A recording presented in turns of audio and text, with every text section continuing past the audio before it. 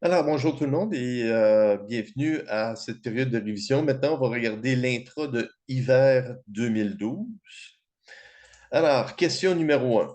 On a deux demoivres. La mortalité de 50 suit une demoivre de paramètre W est égale à 70. La mortalité d'une personne âgée de 40 ans suit une demoivre de paramètre W est égal à 80. Donc, la mortalité, le temps de vie futur d'une personne de 50, elle est uniforme sur les 20 prochaines années. Et la mortalité pour une personne âgée de 40 ans, cette personne âgée de 40 ans, elle est uniforme. Alors, TX est uniforme entre 0 et 40. Donc, la fonction de densité, TPX mu x plus T, de la personne de 50, c'est 1 sur 20. Et la fonction de densité pour 40, ben, c'est 1 sur 40. Et donc, la fonction de densité de 50-40 du couple, alors premier décès, ben, c'est 1 sur 20 fois 1 sur 40. Alors, la mortalité, pour deux demoiselles, la mortalité est jointe, la mortalité premier décès, elle aussi, elle est continue. Et au lieu d'être et c'est continu sur une surface. Alors, imaginez le temps de vie futur de X. Le temps de vie futur de X peut aller de 0 à 40 et le temps de vie futur de Y peut aller de 0 à 20. Alors, on demande quelle est la probabilité que la personne âgée de 50 ans, alors 50 ans, alors c'est X, quelle est la probabilité qu'une personne âgée de 50 ans meure entre les âges de 55 et 65? Ah non, excusez-moi. Alors c'est Y. Alors, quelle est la probabilité que Y, qui a 50 ans, meure entre les âges de 55 et 65? Donc, quelle est la probabilité de survivre 5 années et de mourir de 15 années, mais de mourir après le décès de la personne âgée de 40? Alors, la mortalité de la personne âgée de 40 temps de vie futur va de 0 jusqu'à 40. Donc, on crée la ligne Y est égal à X ou de TY est égal à TX. Et tout ce qui est en haut de la ligne TY est égal à TX. Alors, juste prendre un chiffre aléatoire. Alors, le chiffre 5, 15, ça c'est X. La personne âgée de 40 ans survit 5 ans et Y survit 15 ans. Alors, tout ce qui est en haut de la ligne, c'est Y qui survit plus longtemps que X. Et tout ce qui est en dessous de cette ligne, c'est les situations où est-ce que X survit plus longtemps que Y. Alors, on veut savoir la probabilité que Y meurt entre les âges de 5 ans et 15 ans, mais après le décès de X. Donc, l'air qui nous intéresse, c'est toute l'air en gris ici. Alors, cette surface, elle est égale à 25 plus 25 plus 25 plus 12,5 plus 12,5. Donc, toute cette surface, c'est 5 par 10, c'est 50, plus 50, plus 12,5, plus 12,5. Alors, c'est l'air total qui est égal à 100, divisé par l'air total de toutes les possibilités. Alors, 40 fois 20, alors ce qui est égal à 800. Donc, c'est 100 sur 800 ou 1 huitième qui est égal à 12,5 pour cent.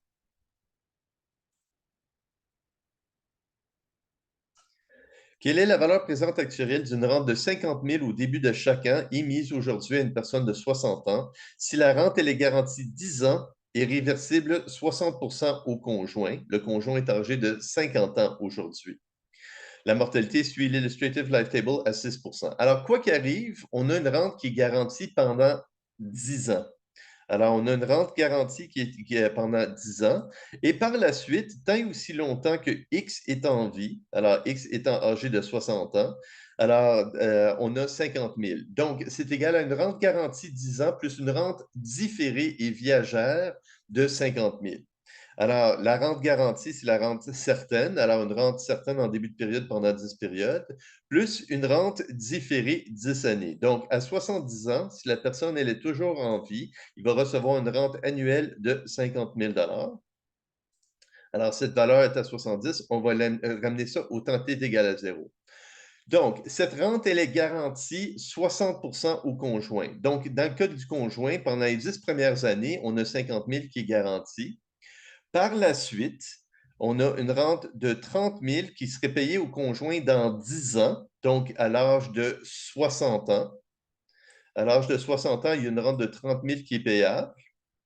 Si cette personne, elle est toujours en vie, cette valeur étant à t est égal à 10, on va l'escompter avec 10 périodes d'intérêt. Donc, dans 10 ans, si X est en vie, il y a 50 000 qui est payé. Si Y est en vie, il y a 30 000 qui est payé. Par contre, si les deux sont en vie, il y a juste 50 000 qui est payé.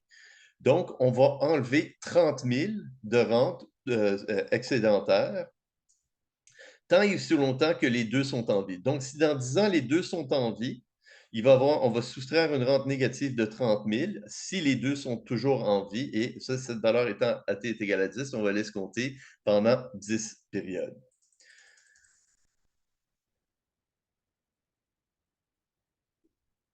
Et donc, la valeur de la rente. Alors, la valeur présente actuarielle de cette rente, garantie 10 ans et réversible 60 au conjoint, elle est égale à 660 633 et 61.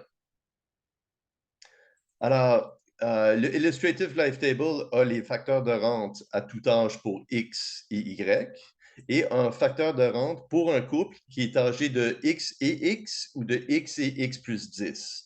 Donc, si un conjoint a le même âge que l'autre, on a un facteur de rente. Et si le conjoint est âgé de 10 ans de plus ou de 10 ans de moins, il y a une colonne pour les rentes avec 10 ans de différence. Question numéro 3. Pour toute assurance vie entière continue pour un individu, la prime viagère payable continuellement est égale à 4,04. Calculer la valeur présente actuarielle d'une assurance payable au second décès pour un couple, un étant âgé de X et l'autre étant âgé de 20 ans de plus. Delta est égal à 10 Donc, si la prime, elle est constante à 0,04, alors on a vu que ça, c'est pour une assurance de force constante. Alors, la prime, elle est égale à mu. Le facteur de rente est égal à 1 sur mu plus delta. Et donc, P fois le facteur de rente, c'est mu sur mu plus delta, la valeur présente actuelle des prestations. Donc, si delta est égal à 10 une assurance à l'âge de X ou une assurance à l'âge de X plus 10 est égale à mu sur mu plus delta. On a une valeur.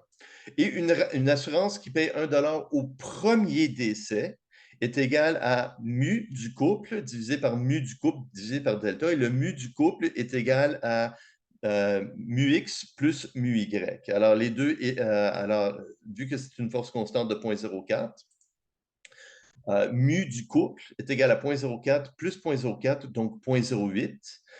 Et la valeur présente actuarielle des prestations est égale à mu 0,08 divisé par mu 0,08 plus delta 0,10.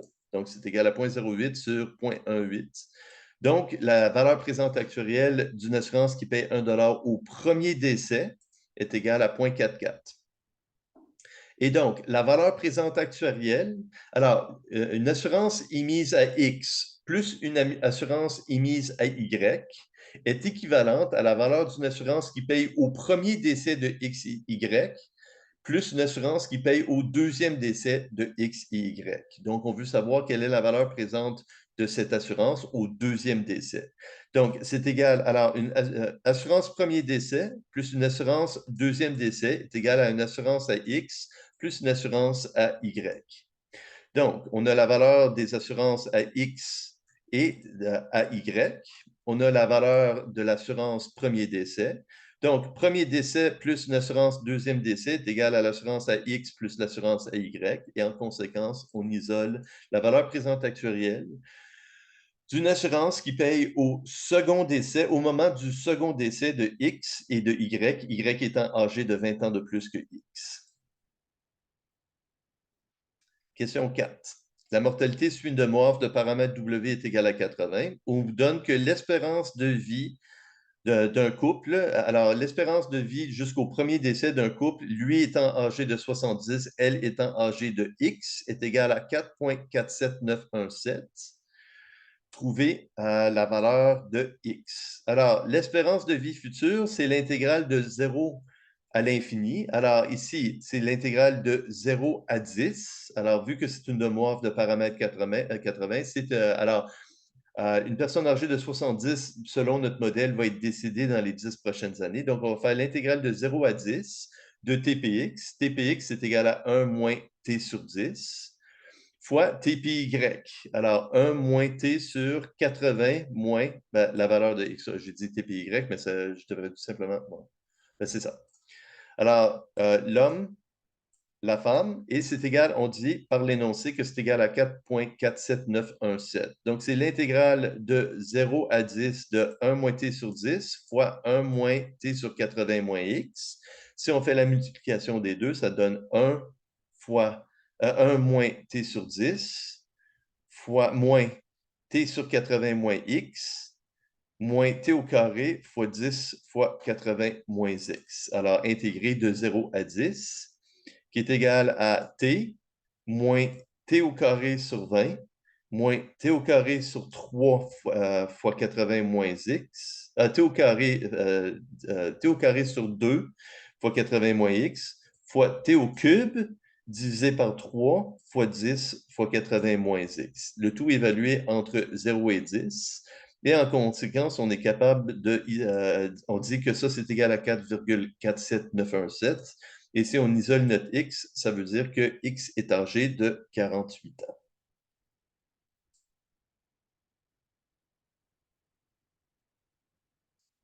Question numéro 5. La mortalité suit une demeure avec W est égal à 90. Calculez la probabilité qu'une personne âgée de 40 ans meure avant une personne de 80 ans, mais avant 5 ans. Donc, vu que c'est une demeure de paramètre 90, l'homme étant âgé de 40 ans, sa variable aléatoire, alors son temps de vie futur est de 50 années. Alors, TX est uniforme entre 0 et 50. Et la femme étant âgée de 80 ans, alors TY est uniforme entre 0 et 10. Et on veut savoir quelle est la probabilité que X meurt avant Y, mais avant 5 ans. Donc, X doit mourir avant 5 ans et avant Y. Donc, on va tracer la ligne TY est égal à TX. Et si on regarde le point qui est ici, ça, c'est le point où est-ce que X vit 10 ans, Y vit 0 année. Donc, c'est tout ce qui est en dessous de la courbe, T40 vit plus longtemps que T80. Et on veut la situation où est-ce que T40 meurt avant T80. Alors, on veut toute la situation en haut de la ligne, mais à gauche du 5. Donc, cette probabilité, elle est égale à 5 par 5. OK, donc, la probabilité, vu que c'est une demeure, la mortalité TX et TY, elle est uniforme sur 50 et sur 10 ans. Donc, la variable aléatoire de la mortalité jointe, elle aussi, elle est uniforme sur 1 sur... Alors, la fonction de densité, elle est égale à 1 sur 50 fois 1 sur 10, alors 1 sur 500.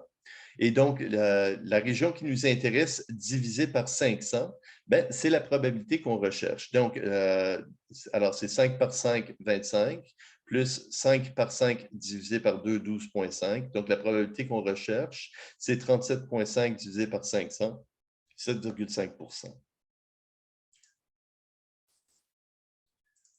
OK, question numéro 6. La probabilité que le deuxième décès ait lieu entre 10 et 12, donc c'est la probabilité que le deuxième décès est après 10 ans, mais après, le deuxième décès va être après 10 ans, mais avant un autre 2 années. On nous donne cette probabilité 1,67 %.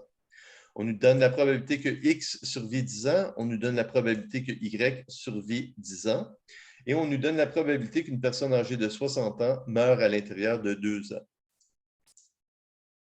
Donc, la question qui est demandée, quelle est la probabilité qu'une personne âgée de 50 ans meurt à l'intérieur de 2 ans? Donc, on a une personne de 40 ans, on a une personne de 50 ans.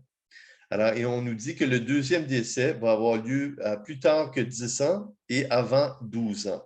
Donc, cette probabilité, elle est égale à la probabilité que l'homme étant âgé de 40 ans meurt avant 10 ans et la femme meurt entre 10 et 12 ans. Donc, survit 10 ans et meurt 2 ans par la suite. Plus la probabilité que la femme étant âgée de 50 ans meurt avant 10 ans, fois la probabilité que l'homme étant âgé de 40 ans survit 10 ans et maintenant âgé de 50 ans meurt avant 52. plus la probabilité que l'homme et la femme survivent tous les deux 10 ans, fois la probabilité que l'homme maintenant âgé de 50, la femme étant âgée de 60, les deux meurent dans les 2 années qui suivent. Donc, je répète. La probabilité que le deuxième décès a lieu entre 10 et 12 ans. C'est la probabilité que 40 survit 10 ans. Alors, l'homme survit 10 ans, la femme survit 10 ans, et que tous les deux âgés de 10 ans de plus meurent à l'intérieur de 2 ans. Plus, c'est la probabilité que l'homme survit 10 ans, et que maintenant, âgé de 50 ans, il meurt à l'intérieur de 2 ans, et que la femme meurt dans les 10 premières années. Plus la probabilité que l'homme meurt dans les 10 premières années, fois la probabilité que la femme survit 10 ans et meurt dans les 2 années suivantes. Donc, c'est la probabilité que XY meurt entre 10 et 12, plus la probabilité que Y meurt avant 10, X meurt entre 10 et 12, plus la probabilité que X meurt entre 10 et 12, et plus la probabilité que X meurt avant 10 ans et Y meurt avant 10 et 12. Et donc, on résout notre probabilité qui est égale à 4 %. Question 7. La mortalité d'une personne âgée de 50 est constante avec force de mortalité 4 %. La mortalité d'une personne de 40 ans est constante avec force de mortalité 6 %. Calculer la valeur présente actuarielle d'une assurance pleinement continue qui paye 100 000 au deuxième décès si delta est égal à 5 %. Donc, une assurance à X plus une assurance à Y est égale à la valeur présente actuarielle d'une assurance qui paye au premier décès de XY plus une assurance qui paye au second décès de XY. Donc, on commence par calculer la valeur présente actuarielle d'une assurance pour X. Donc, c'est égal à mu sur mu plus delta. Mu est égal à 4 %. On calcule la valeur présente actuarielle d'une assurance émise à une personne de 60 ans. Alors, une assurance émise à une personne de 60 ans, encore, c'est égal à mu sur mu plus delta, donc 0,5455. Et une assurance qui paye au premier décès. Alors, la force de mortalité pour le premier décès, c'est mu x plus mu y. Mu x plus y, c'est égal à 0,1. Donc, la valeur présente actuarielle d'une assurance qui paye au premier décès, c'est égal à mu xy divisé par mu xy plus delta, qui nous donne 0,6667. Et donc, une assurance qui paye au premier décès plus une assurance qui paye au second décès est égale à une assurance à X plus une assurance à Y. Et donc, une assurance qui paye au second décès, c'est égal à une assurance à X plus une assurance à Y moins la valeur de l'assurance qui paye au premier décès, ce qui nous donne, pour chaque 1 $ d'assurance, 32,322 sous. Et donc, pour 100 000 $ d'assurance, ça vaut 32 322. Question numéro 8. La mortalité d'une personne de 60 est constante de force de mortalité est égale à 3 %. Et la mortalité d'une personne âgée de 65 ans suit une demeure de paramètre âge terminal est égale à 100. Delta est égal à 8 %. Donc, calculer la valeur présente actuarielle d'une assurance qui paye au décès de la personne âgée de 65 ans si le décès de la personne âgée de 65 ans est avant le décès de la personne âgée de 60 ans. Donc, c'est égal à la valeur VT, TPXY, mu Y plus T. Donc, VT, c'est E à la moins delta T. TPX, c'est égal à E à la moins 0,03 T. Et TPY mu Y plus T, alors pour une demeure, la fonction de densité est TPX mu Y, TPY mu Y plus T est égal à 1 sur 35. Donc, cette assurance, et en plus, vu que alors, la mortalité de 60,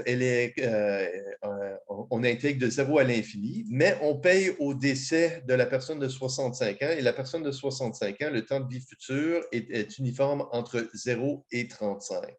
Donc, c'est l'intégrale de 0 à 35 de E à la moins delta T, alors E à la moins 0,08 T, fois TP 60, alors E à la moins 0.03t fois TPY mu Y plus T. TPY mu Y plus T, c'est 1 sur 35.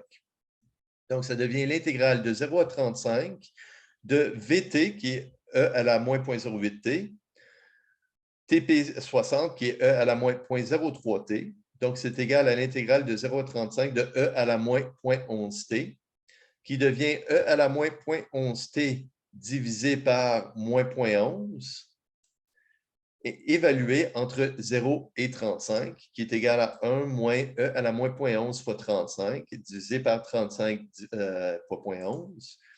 Et donc, cette assurance, pour chaque 1 $ d'assurance, coûte 25,42 sous.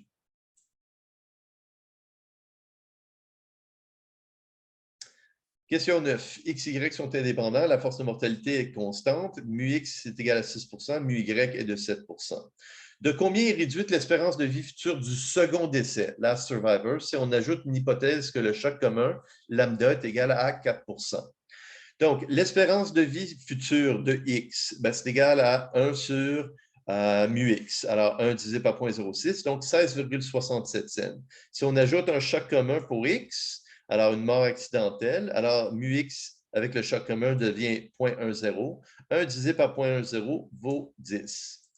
Pour mu Y, l'espérance de vie future, c'est 14,29, 1 divisé par 0.07.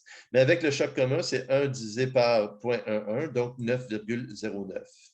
Et mu XY, la force de mortalité de mu XY, c'est égal à 0.13, alors mu X plus mu Y. 1 divisé par 0.13 veut dire que l'espérance de vie future, le premier décès, c'est 7,69. Si j'ajoute le choc commun, alors c'est 0.13 plus 0.04. Alors, avec le choc commun, la force de mortalité jointe, c'est 0.17. Et l'espérance de vie future, c'est 1 divisé par 0.17, qui est égal à 5,88. Maintenant, l'espérance de vie future de X plus l'espérance de vie de Y est égale à l'espérance de vie future du premier décès plus l'espérance de vie future du second décès. Donc, sans le choc commun, l'espérance de vie future du second décès, c'est égal à l'espérance de vie de X plus l'espérance de vie de Y moins l'espérance de vie de XY, donc 23,27 années. Et si on ajoute le choc commun, l'espérance de vie du second décès est égale à l'espérance de vie de X, 10, plus l'espérance de vie de Y, 9,09, moins l'espérance de vie jointe, qui est de 5,88. Donc, l'espérance de vie du second décès est jusqu'au second décès. Alors, l'espérance de vie last survivor, c'est 13,21. Et donc, c'est une réduction de 10,06.